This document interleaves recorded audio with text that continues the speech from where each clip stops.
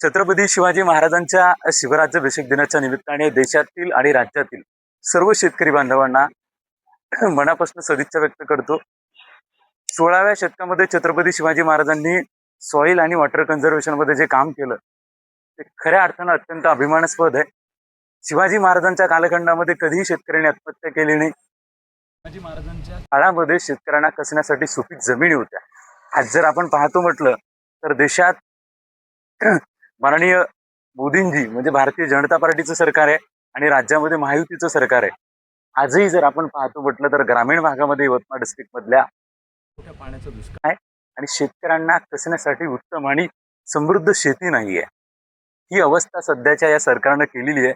असो, महाराजांच्या विचारातनं लोकांनी काहीतरी शिकलं पाहिजे असं मला वाटतं. पुनश्च एकदा तुम्हा सर्वांना छत्रपती शिवाजी महाराजांच्या शिवराज्याभिषेक दिनाच्या निमित्ताने सदिच्छा व्यक्त करतो.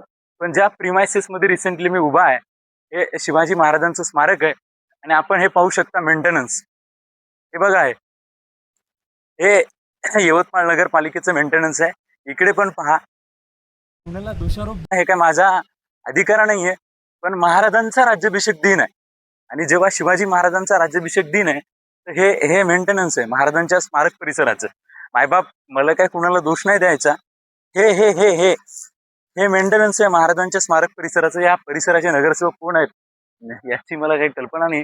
असं हरकत नाही. महाराजांच्या अभिषेक दिनाच्या एकदा सदिच्छा नगरपालिकेला रिक्वेस्ट आहे की थोडं डागडुजीकडे लक्ष दिलं पाहिजे.